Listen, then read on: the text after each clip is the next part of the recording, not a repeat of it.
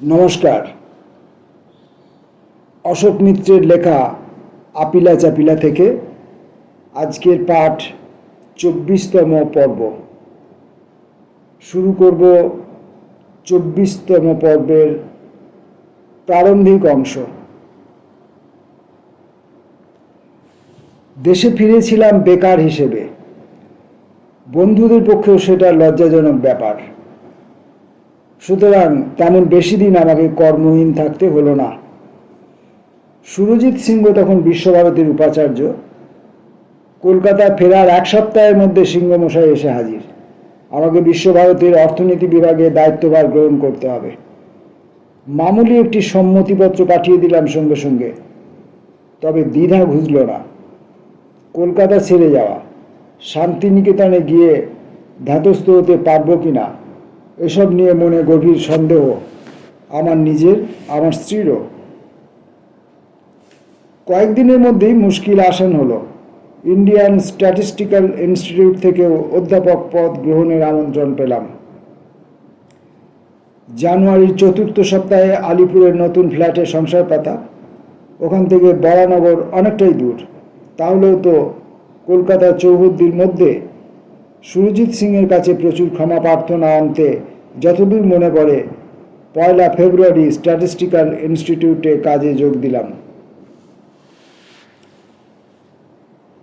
স্বীকার করা ভালো, ওই বিশেষ মুহূর্তে লেখাপড়া পড়াশোনা সম্পর্কে আমার আগ্রহ প্রায় শূন্যে গিয়ে ঠেকেছে।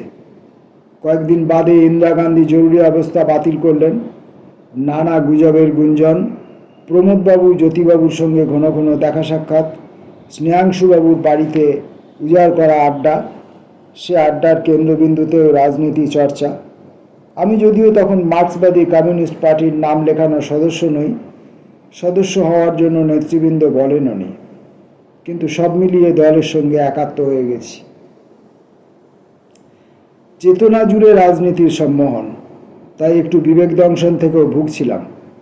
রাজনীতি সর্বস্ব দিনযাপন, লেখাপড়ার সঙ্গে সম্পর্কহীন।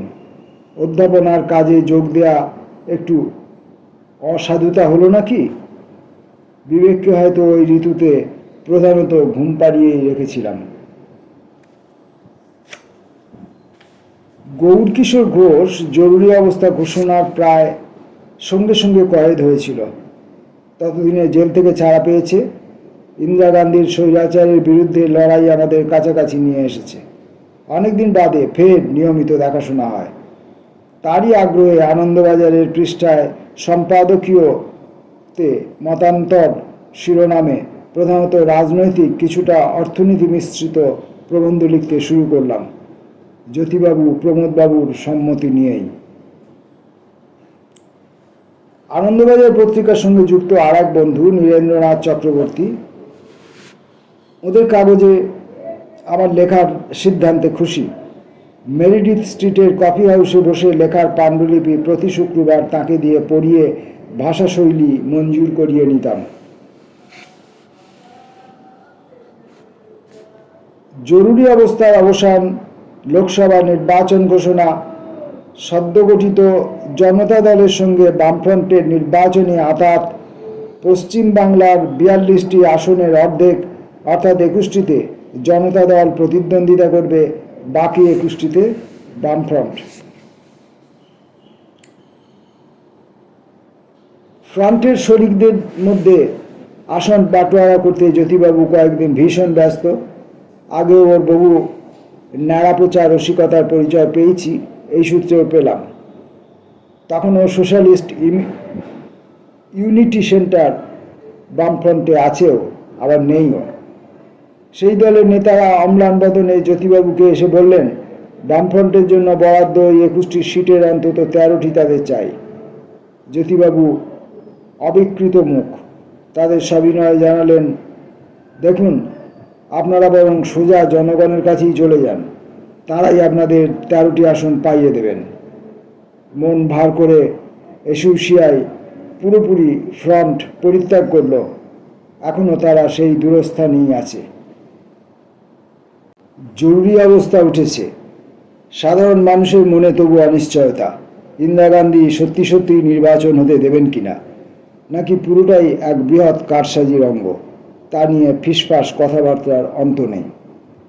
বামফ্রন্টের 21 জন প্রার্থীর নাম জানিয়ে ময়দানে অনেক দিন বাদে বড় সভা, অথচ জনসাধারণের আড়ষ্টতা কাটে না, সকলেরই মনে প্রশ্নবোধক চিহ্ন। প্রমোদবাবু পার্টি কর্মীদের জনে জনে ডেকে সতর্ক করে দিলেন, নির্বাচনের জন্য পরিশ্রম করতে হবে ঠিকই, কিন্তু একটু রেখে ঢেকে, যথেষ্ট সাবধানতার সঙ্গে। গোপন ডেরাগুলির খবর পুলিশ যেন জানতে না পারে। সংশয়ের বাদ ভাঙল কেন্দ্রীয় মন্ত্রিসভা থেকে জগজীবন রামের নাটকীয় পদত্যাগে এবং যুগপৎ বিরোধীদের সঙ্গে মিলেমিশে তাঁর নির্বাচনে লড়বার অভিপ্রায় ঘোষণায়। মনের কুয়াশা কেটে গেল। ট্রামে বাসে উচ্চকিত আলাপ, রঙ্গ, তামাশা। ইন্দিরা গান্ধী ও তার পুত্রকে গালাগাল পেরে সাধারণ মানুষ সুখ মেটালেন। মার্চ মাসের শেষ দিকে যখন লোকসভা নির্বাচনী ফলাফল বেরোতে শুরু করলো, প্রায় অবিশ্বাস্য ঘটনা সম্পাত। ইন্দিরা গান্ধী নিজেও অনেক ভোটে কুপোকাত। গোটা আর্যাবর্তে কংগ্রেসের একটি আসনও জোটেনি। দক্ষিণে দলের ফল তুলনামূলকভাবে সামান্য ভালো, কিন্তু সম্মিলিত প্রতিপক্ষের 300 সংখ্যা আসন ছাড়িয়ে গেছে। পশ্চিমবাংলাতেও মাত্র কয়েকটি আসন বাদ দিলে জনতা দল ও বামফ্রন্টের জয় জয়কার। যে কটি আসনে বিরোধীরা পরাজিত, প্রতিটির ক্ষেত্রেই হাড্ডাহাড্ডি লড়াই হয়েছে। আমার যে বন্ধু জেনারেল বিশ্বনাথ সরকার বাংলাদেশের মুক্তিবাহিনী গঠনে অগ্রণী ভূমিকা পালন করেছিলেন, ততদিনে সেনাবাহিনী থেকে অবসর নিয়ে কলকাতায় বসবাস করছেন। প্রায়ই আমার কাছে আসেন। কলকাতায় অন্যতম বিখ্যাত পাঠাগারে গিয়ে দেশের সর্বত্র প্রকাশিত খবরের কাগজ খুঁটিয়ে খুঁটিয়ে পড়েন। তিনিও আমাদের সকলের মতো জরুরি অবস্থার ঘোর বিরোধী, ইন্দিরা বিরোধী। আমাকে প্রায় বলতেন, দেখবেন নির্বাচনে ইন্দিরা গান্ধী কচুকাটা হবেন। ঠিক তাই হলো। কয়েক প্রহর চিন্তাভাবনার পর ইন্দিরা গান্ধী পদত্যাগী শ্রেয় বলে বিবেচনা করলেন, যদিও সঞ্জয়ের নাকি ঘোর আপত্তি ছিল। সে পুলিশ মিলিটারি জড়ো করে জোর করে ক্ষমতায় আঁকড়ে থাকার জন্য জল্পনা আঁটছিল। জনতা দলের 3 জন প্রধানমন্ত্রী পদপ্রার্থী, মোরারজি দেশাই, চরণ সিং ও জগজীবন রাম। পাকা সিদ্ধান্তের ভার দেওয়া হলো জয়প্রকাশ নারায়ণ ও আচার্য কৃপালনির উপর। তারা মোরারজিকেই পছন্দ করলেন। চরণ সিং স্বরাষ্ট্রমন্ত্রী, জগজীবন রাম প্রতিরক্ষা মন্ত্রী। পশ্চিমবাংলা থেকে প্রতাপচন্দ্র শিক্ষামন্ত্রী। জর্জ ফার্নান্ডেজ প্রথমটায় যোগাযোগ মন্ত্রী, সেটা পছন্দ না হওয়ায় সপ্তাহ 2 বাদে শিল্পমন্ত্রী। যাকে সর্বপ্রথম এই মন্ত্রকের দায়িত্ব দেওয়া হয়েছিল, তাকে কি কারণে যেন মন্ত্রিত্ব ছেড়ে দিতে হলো। একদা কেন্দ্রীয় অর্থ সচিব HM প্যাটেল অর্থমন্ত্রী মনোনীত হলেন, প্রধানমন্ত্রীর অতি কাছের লোক। অস্থির সময়। স্ট্যাটিস্টিক্যাল ইনস্টিটিউটে সপ্তাহে 4-5 দিন করে যাচ্ছি, কিন্তু অন্য সব মাথায় উঠেছে। সারাক্ষণ রাজনীতি নিয়ে চিন্তা, প্রত্যক্ষ রাজনীতির মাঠে পুরোপুরি নেমে পড়া, আর কোনো বাধাদ্বন্দ্ব নেই। কলকাতা শহরতলি, মফস্বল জুড়ে সভা সমিতি, যত্রতত্র বক্তৃতা দিয়ে বেড়াচ্ছি। প্রত্যহ রাজবন্দীদের মুক্তির দাবি নিয়ে মিছিল, আন্দোলন। রাজনীতির পারদ দ্রুত উপরে চলল। এশিয়ার মুক্তি সূর্যটিকে বাছা বাছা বিশেষণে বিদ্ধ করে তুলোধনা। শহরে গঞ্জে ঠাসা গুজব, ইন্দিরা গান্ধী ও তার 2 পুত্র বিদেশে পালিয়ে যাওয়ার কথা ভাবছেন। কয়েক সপ্তাহ গেলে জনতা সরকার রাজ্যে রাজ্যে সরকার ভেঙে দিয়ে নতুন বিধানসভা নির্বাচনের উদ্যোগ গ্রহণ করলেন। এই সিদ্ধান্তে যৌক্তিকতা নিয়ে কিছু কথা চালাচালি হয়েছিল। কোনো নীতিবাগীজ বলেছেন, লোকসভা নির্বাচন কেন্দ্রীয় মন্ত্রিসভার বিরুদ্ধে গেছে, তা কি হয়েছে? রাজ্য মন্ত্রিসভাগুলি ভেঙে দেওয়ার আদৌ কোনো কারণ ছিল না। ইন্দিরা গান্ধী যেমন স্বেচ্ছাচারী মানসিকতা প্রদর্শন করেছিলেন 2 বছর আগে, এই বিশেষ সিদ্ধান্ত গ্রহণ করে জনতা দলের সরকারও তাই করলেন। আমি অন্তত এই ধরনের যুক্তিতর্কের তেমন সার্থকতা খুঁজে পাই না। ইন্দিরা গান্ধী গায়ে জোর খাটিয়ে সংবিধান সংশোধন করে বিধানসভাগুলির 5 বছরের মেয়াদ 6 বছরে রূপান্তরিত করেছিলেন। সেটা অন্যায়।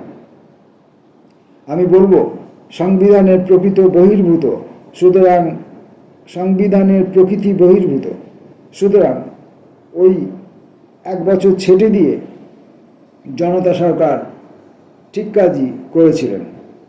দিল্লিস্থ বহুদিনের বহু রাজ ও রমেশ স্থাপট, দিল্লিস্থ বহুদিনের বন্ধু রাজ ও রমেশ স্থাপট একদা ইন্দিরা গান্ধীর খুব কাছের মানুষ ছিলেন। জরুরি অবস্থা ঘোষণার প্রতিবাদে সেমিনার প্রকাশ বন্ধ রেখেছিলেন। ইন্দিরার পতন ঘটায় তাদের আনন্দ ধরে না। কি উপলক্ষে দিল্লি গিয়ে তাদের আনন্দ উৎসবের ভাগিদার হয়ে এলাম। ইন্দিরা পতন মুহূর্তে ইকোনমিক অ্যান্ড পলিটিক্যাল উইকলিতে যে প্রবন্ধ লিখেছিলাম তার প্রশংসা তাদের মুখে। গোটা দেশ এমনিতেই উন্মাদনার মধ্যে দিয়ে যাচ্ছে, তার উপর এবার বিধানসভাগুলির নির্বাচন, উত্তেজনা আরও তুঙ্গে।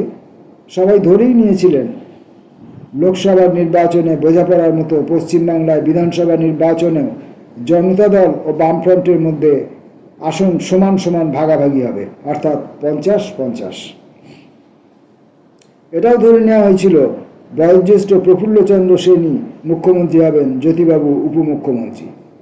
এরই মধ্যে বৃত্তিগত কারণে মুম্বাই যেতে হলো, সেখান থেকে তিরুবনন্তপুরমে। ওখানকার সেন্টার ফর ডেভেলপমেন্ট স্টাডিজে কি একটা কাজ চলছিল। ইন্ডিয়ান স্কুল অফ সোশ্যাল সায়েন্সের স্থানীয় শাখার তরফ থেকে আমার উপস্থিতির সুযোগ নিয়ে একটি বক্তৃতার ব্যবস্থা। বক্তৃতাস্থলে উপস্থিত হয়ে দেখি ইএমএস শুনতে এসেছেন। পার্টির কেন্দ্রীয় দপ্তর তখন কলকাতায়। তিনি সেদিনই সকালে কলকাতা থেকে এসে পৌঁছেছেন। ওর কাছে খোঁজ নিলাম জনতা দলের সঙ্গে আসন বোঝাবুঝির কী অবস্থা।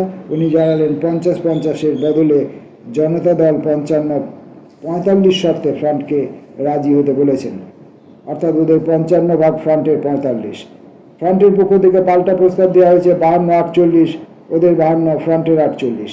ইএমএস বদ্ধমূল ধারণা ওই অত্যন্ত উদার প্রস্তাবে জনতা দল রাজি না হয়েই পারে না, বিশেষ করে যেহেতু প্রফুল্লচন্দ্র সেনকে মুখ্যমন্ত্রী হিসাবে মেনে নেওয়া হয়েছে। এপ্রিলের কোন তারিখ ঠিক মনে পড়ে না। পরের দিন তিরুবনন্তপুরম থেকে রওনা হয়ে একটু বেশি রাত্রিতে কলকাতা। বাড়িতে কেউ নিতে আসেনি। ইন্ডিয়ান এয়ারলাইন্সের বাসে চেপে লোয়ার সার্কুলার রোডের এক হোটেলে। সেখানে ট্যাক্সি মেলে না। অনেক কাণ্ড কারখানা করে মধ্যরাত্রি অতিক্রম হলে আলিপুরের ফ্ল্যাটে প্রত্যাবর্তন। সঙ্গে সঙ্গে স্ত্রীর কাছ থেকে খবর পেলাম স্নেহাংশুবাবু টেলিফোনে রঙ্গ করে জানিয়েছেন আপনাদের সর্বনাশের ব্যবস্থা করা হচ্ছে। জ্যোতিবাবুও নাকি ফোন করেছিলেন। তিনি চাপা মানুষ, কিছু বলেননি, শুধু অনুরোধ করে ফিরেই যেন ওর সঙ্গে একবার দেখা করি, দরকারি কথা আছে।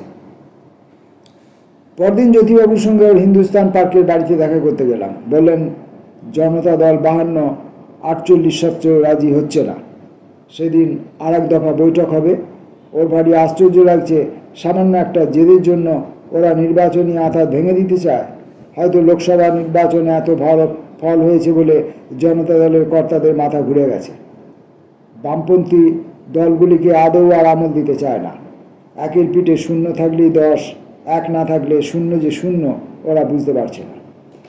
জ্যোতিবাবু তখনও আশা শেষ পর্যন্ত একটা ফয়সালা হবে, 52-48-এই মতৈক্য। তবে জনতা দল যে সিদ্ধান্তই গ্রহণ করুক, পার্টির ইচ্ছা আমি নির্বাচনে দাঁড়িয়ে বিধানসভায় যাই, গিয়ে সক্রিয় ভূমিকা পালন করি। আমার জন্য জ্যোতিবাবুরা অন্তত 2টো আসন কলকাতায় বেছে রেখেছেন, রাসবিহারী ও আলিপুর। জ্যোতিবাবুর বিবেচনায় দুটোই ভালো আসন, জিততে কোনো রকম অসুবিধা হবে না। তবে আমার যদি পছন্দ মফস্বল বা গ্রামাঞ্চল থেকে দাঁড়ানোর, তাহলেও সেই ব্যবস্থা করা সম্ভব। ওর অনুরোধ কী হতে পারে সে সম্পর্কে আগেই আজ করেছিলাম। প্রাথমিক সম্মতি জানিয়ে স্ট্যাটিস্টিক্যাল ইনস্টিটিউটে কর্তব্য পালন করতে গেলাম। ওখানে অনেক দিন থেকে অধ্যাপক আমার রাজনৈতিক বন্ধু নির্মলকান্তি চট্টোপাধ্যায়কে জ্যোতিবাবুর বার্তার বিষয়ে বললাম। উনি মুচকি এসে মন্তব্য করলেন, ঘুঘু দেখেছেন, ফাঁদ তো দেখেননি। প্রার্থী হয়ে এই ভরা গ্রীষ্মে 1 মাস প্রচার আনতে আপনার শরীর অর্ধেক হয়ে যাবে। মাত্র 1-2 দিনের অপেক্ষা। জনতা দলের সঙ্গে আলোচনা ভেস্তে গেল। বামফ্রন্টের একাই প্রতিদ্বন্দ্বিতা করার সিদ্ধান্ত। আমার জন্য রাসবিহারী কেন্দ্র স্থির হলো।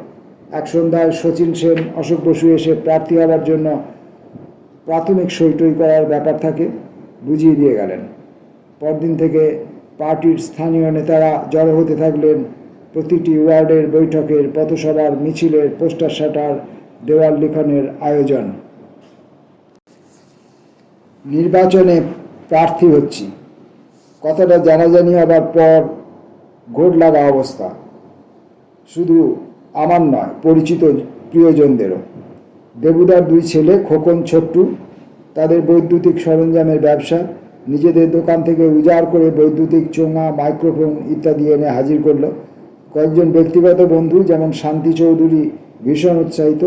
তারা জানালেন আলাদা করে পোস্টার ইত্যাদি ছাপাবেন।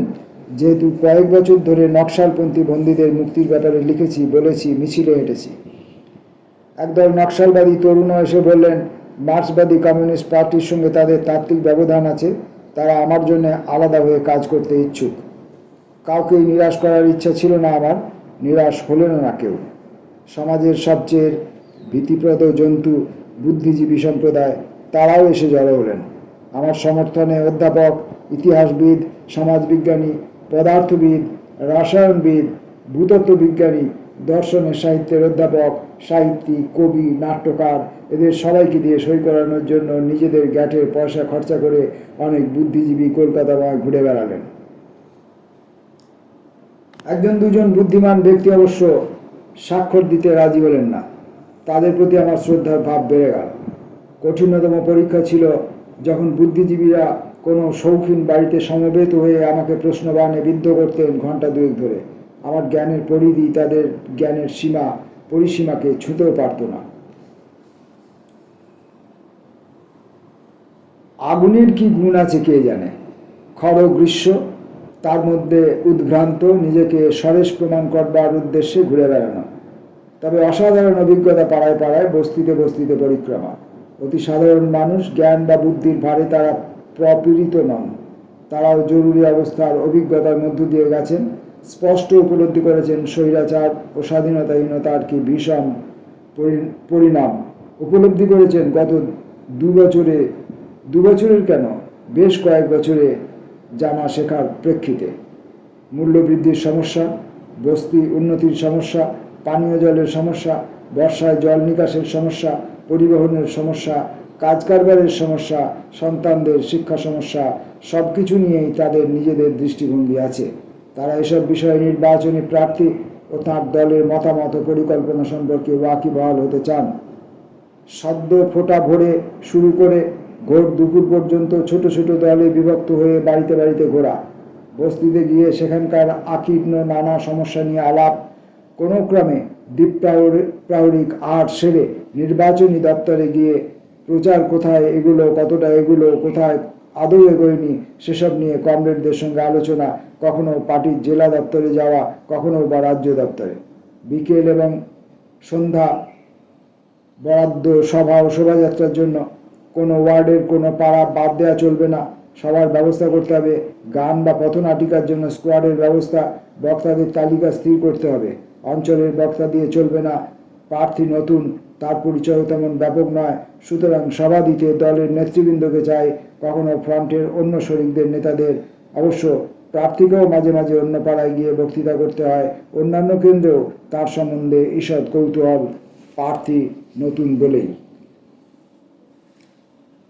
ওই 4-5 সপ্তাহ খাটতে হয়েছিল প্রচুর। তাছাড়া একেবারে গোড়ার দিকে, একটু আগে বৃষ্টি ঝড় হয়ে গেছে। ডোভার লেনে শচীন সেনের বাড়ির সিঁড়িতে এক সন্ধ্যায় পা পিছলে পড়ি। সারা রাত ব্যথায় অসহ্য কাতর হয়ে সকালে চিকিৎসকের শরণাপন্ন হওয়া। তিনি এক্সরে করে দেখলেন গোড়ালির কাছে হাড় ভেঙেছে। পরিস্থিতি বিবেচনা করে এমনভাবে প্লাস্টার বেঁধে দিলেন যাতে হাতে লাঠি নিয়ে খুঁড়িয়ে খুঁড়িয়ে অন্তত অলিতে গলিতে হাঁটতে পারি। বিরোধী কংগ্রেস প্রার্থী পুরো ব্যাপারটা বুজরুকি বলে মনে করছিলেন। বাড়ি বাড়ি গিয়ে বলেছিলেন, লোকটা যে কত অসাধু এ থেকেই তো বুঝতে পারছেন, ওর কিচ্ছু হয়নি, আপনাদের সহানুভূতি আদায়ের জন্য ব্যান্ডেজ বেঁধে হাতে লাঠি নিয়ে খোঁড়াচ্ছেন। নির্বাচনের মরশুমে সত্যই বিচিত্র নানা ঘটনার মুখোমুখি হতে হয়। একদিন ভর দুপুরে কালীঘাট পাড়ায় গেছি। ওখান থেকে মিছিল বেরোবার কথা, পৌঁছে দেখি আমার তরফেরই এক স্বেচ্ছাসেবক টুলের উপর উঠে দাঁড়িয়ে তেজস্বী বক্তৃতায় রত। কমরেডস, বন্ধুগণ, প্রতিপক্ষ বলে বেড়াচ্ছে আমাদের প্রার্থী নাকি মার্কিন গুপ্তচর। আমি পূর্ণ দায়িত্ব নিয়ে বলছি, তিনি মার্কিন গুপ্তচর নন। বাংলা ভাষায় যাকে বলে আত্মঘাতী গোল, তাই আর কি। আরও এক কাহিনী আমার স্মৃতিতে মজুদ। জনৈক প্রার্থী, তার দলের বামপন্থী বলে বাজারে রটনা, তার পক্ষ থেকে ছাপিয়ে কেচ্ছা বিলি করা হলো। আমার স্ত্রী বর্তমান থাকতে আমি নাকি এক জার্মান উপপত্নী গ্রহণ করেছি। পুরীর বিএনআর হোটেলে তাকে নিয়ে রবর করতে দেখা গেছে আমাকে। কাহিনীটির উদর পিণ্ডি বুদর ঘাড়ে গোছের মিশ্রিত বিকৃত একটি ভিত্তি ছিল, তবে পরম পরিতাপের কথা, আমার স্ত্রী পর্যন্ত গল্পটি বিশ্বাস করলেন না। আমার হয়ে বিভিন্ন সভায় বক্তৃতা দিয়ে গেলেন ইএমএস নাম্বুদিরিপাদ, প্রমোদ দাশগুপ্ত, জ্যোতি বসু, সবাই। অন্যান্য অনেকে তো ছিলেনই। মস্ত লাভ হলো নির্বাচনের মাসে উদয়স্ত নির্বাচনী কেন্দ্রে এবং কেন্দ্রের বাইরে বক্তৃতা দেওয়া ও অন্যান্য উপলক্ষে ঘুরে বেড়ানোর ফলে রাজনৈতিক অনেক ব্যক্তিত্ব, তাদের সঙ্গে ইতিপূর্বে সামান্য আলাপ ছিল, তাদের সঙ্গে পরিচয় গাঢ়তর হলো। যারা অপরিচিত ছিলেন তাদের নৈকট্যে এলাম। সবচেয়ে বড় প্রাপ্তি অতি সাধারণ মানুষ, যাদের আমরা গভীর উচ্চারণে বলি জনগণ বা জনসাধারণ, তাদের সঙ্গে নিবিড় সংযোগ কী করে সম্ভব সে ব্যাপারে প্রত্যক্ষ অভিজ্ঞতা অর্জন। এমন একজনের কথা অন্যত্র লিখেছি, মন্টু ভঞ্জ। প্রতাপাদিত্য রোড এলাকায় টাইপিং শেখাবার একটি স্কুল চালাতেন। দলের সবসময় কর্মী নন, সাধারণ সাংসারিক দায়িত্ব আছে, অথচ অতীতে বিভিন্ন আন্দোলনে জেল খেটেছেন। পার্টির প্রতি তদ্গত প্রাণ। তার চেয়েও বড় কথা, নিখাত ভালো মানুষ। এমন আদর্শমান ভালো মানুষ পশ্চিম বাংলার শহরে গ্রামে গঞ্জে হাজারে হাজারে ছড়িয়ে আছে। এরাই আসলে পার্টির মেরুদণ্ড। এদের বাদ দিয়ে আন্দোলন হয় না, নির্বাচনে সফলতাও আসে না। এদের নাম ইতিহাসের পাতায় কোনোদিন লেখা হবে না, তাহলেও এরাই কিন্তু ইতিহাস রচনা করেন। পার্টির সাফল্যে এরা উদ্বেল হয়ে ওঠেন, অথচ কমরেডদের সঙ্গে ভাগ করে সামান্য মিষ্টান্ন ভোগের বাইরে এদের অন্য কোনো আকাঙ্ক্ষা বা দাবি নেই, থাকে না। পার্টি কোনো কারণে কোথাও ধাক্কা খেলে নেতাদের চেয়ে অনেক বেশি বেশি মুচড়ে পড়েন এরা। নেতারা বিবিধ উচ্চাবচতার মধ্যে দিয়ে গেছেন। দার্শনিকতা তাদের অনেকের ক্ষেত্রেই সুদৃঢ় বর্ম। বহু গা খেয়ে খেয়ে তাদের সত্তার কিয়দ অংশ জুড়ে এক ধরনের অখণ্ড নাস্তিকতা। সাধারণ স্তরের কর্মীদের মানসিকতা নেতাদের দর্শন চিন্তার যোজন যোজন দূরে। দলের বড় বিপদ সমাগত হলে সাধারণ কর্মীদের হৃদয়ই সর্বাগ্রে আপন্ন হয়। এই মানুষগুলি প্রণম্য।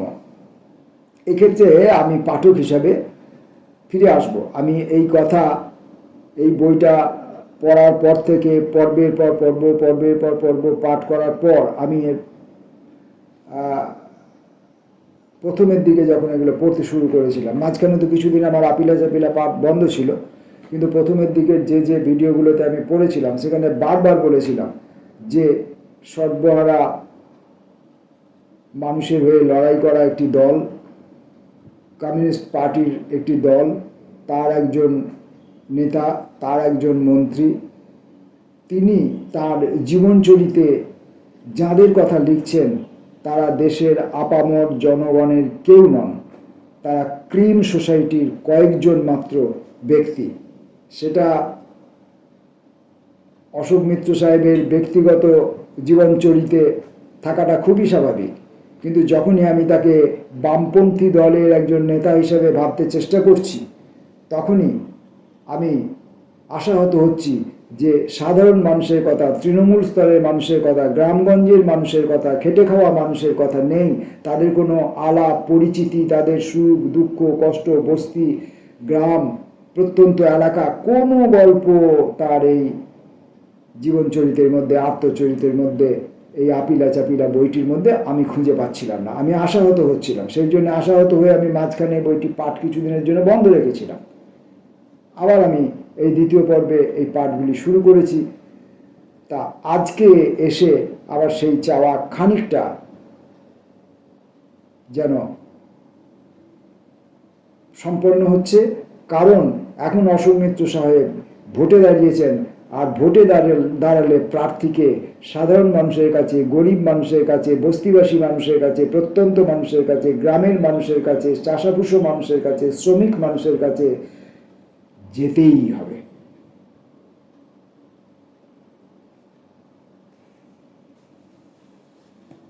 তাই তিনি বলছেন, এতদিনে এসে তিনি বলছেন যে এই মানুষগুলি প্রণম্য।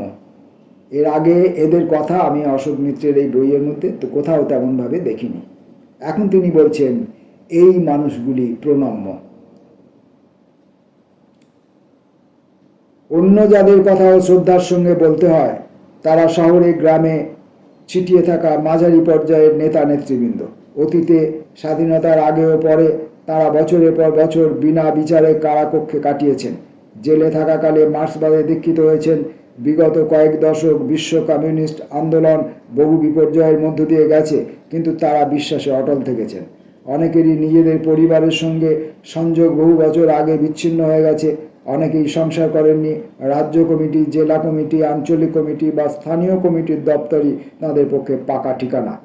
রাত্রিবেলা একটি খাটিয়া পেতে ঘুমন, সকালে কোথাও তা উঠিয়ে রাখা হয়।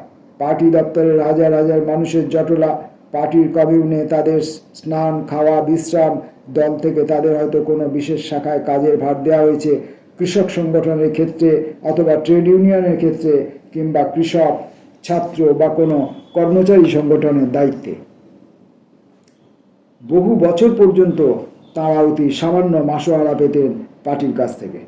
প্রতিটি পয়সা অতএব হিসেব করে ব্যয় করতে হতো। জামা কাপড় নিজেরা কাচতেন। যাদের কমিউনে থাকার সুবিধা ছিল না তারা নিজেদের জন্য রান্না পর্যন্ত করতেন।